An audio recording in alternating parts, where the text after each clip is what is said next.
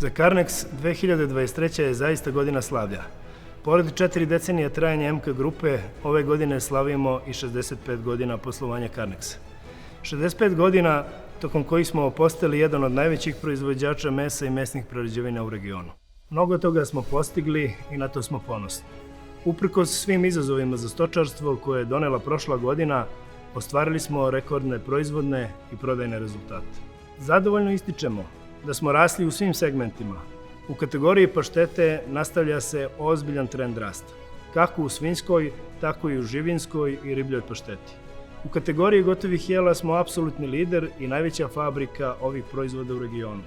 A kada je veganski asortiman u pitanju, tu smo u samom vrhu na tržištu humusa. Osim u Evropi, danas se Carnex proizvodi konzumiraju od Severne Amerike i Australije preko Rusije pa sve do ekvatorijalne Gvineje u Africi. Otvorena su nova tržišta Švajcarske i Švedske sa vrlo sofisticiranim potrošačima.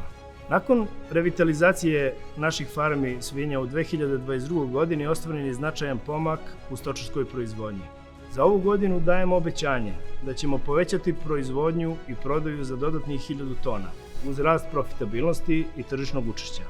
Investirat ćemo preko 6 miliona evra u projekte energetske efikasnosti, automatizacije i digitalizacije procesa. Nastavljamo sa već započetom optimizacijom našeg portfolija i donosimo inovacije u tehnološkim procesima.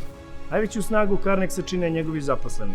Zajednički stvaramo, negujemo pobedničku kulturu i uz to doniramo tone hrane svake godine. Stvorili smo snažan tim koji poštuje tradiciju i voli svoj brend.